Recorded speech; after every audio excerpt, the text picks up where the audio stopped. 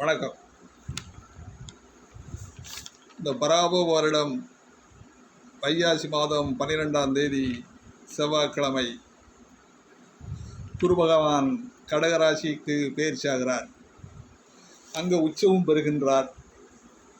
26/5/2026 அன்று காலை 10 மணிக்கு வேள பகவான் கடகராசிக்கு பயிற்சியாகின்றார். அந்த அடிப்படையில் இந்த ரிஷபராசி அன்பர்களுக்கு 2இல் இருந்த குரு பகவான் இப்பொழுது 3ஆம் இடத்திற்கு செல்கிறார். ரிஷபராசிக்கு 8-11 குடையவராக இருக்கிறார். 8-11 குடையவர் உச்சம் பெறுகிறார் கடகத்திலே. ரிஷபராசிக்கு 7ஆம் இடமான விருச்சிக ராசியை பார்ப்பார். ரிஷபராசிக்கு 7ஆம் இடமான விருச்சிக ராசியை பார்க்கின்ற பொழுது அவர் பார்க்கின்ற இடங்கள் புனிதமடைகின்றன. அந்த அடிப்படையில் இவர்களுக்கு திருமணம் ஏற்படக்கூடிய வாய்ப்புகள் அமையும், திருமணம் நடைபெறும். இவர் மகர ராசியை பார்ப்பார். அது 9ஆம் இடமாக வருகிறது. அது பாக்கியஸ்தானமாக உங்களுக்கு அமையும். அந்த அடிப்படையில் பாக்கியஸ்தானம் எல்லா வகையிலும் நற்பலன்களை ஏற்படுத்தும்.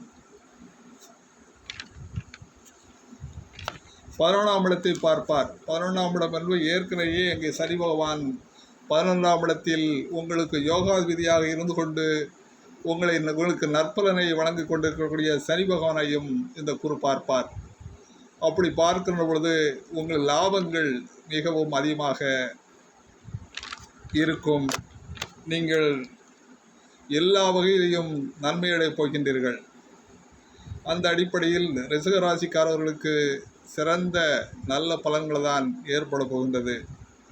அதனால் 3ஆம் இடத்தில் கடகத்தில் உச்சம் பெறுகின்ற பொழுது பெரும்பாலும் குருவான் உச்சமடைகிறார் என்றால் அவர் அனைவருக்கும் நன்மை செய்வதற்காகவே அங்கே உச்சமடைகின்றார். உச்சம் பெற்ற இந்த ஆண்டு பிறக்கக்கூடிய குழந்தைகள் அனைவருமே உச்சம் பெற்ற அமைப்பிலேயே உச்ச குரு அவர்களுக்கு அமைந்திருப்பார்.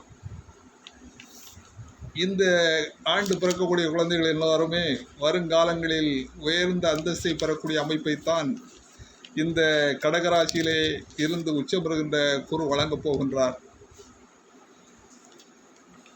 இந்த ஆண்டு பிறக்கின்ற குழந்தைகள் அனைவருக்கும் குரு பகவான் உச்ச நிலையைத்தான் இருக்கப் போகின்றார்.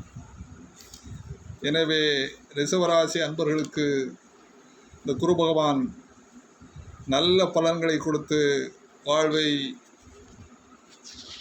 உயர்த்துவார். அந்த அடிப்படையிலேயே நீங்கள் குருபகவானை வழிபட்டு அவருடைய அனுகிரகத்தை பெறும்படி உங்களை அன்புடன் வேண்டிக் கொள்கிறேன். வாழ்க வளமுடன்.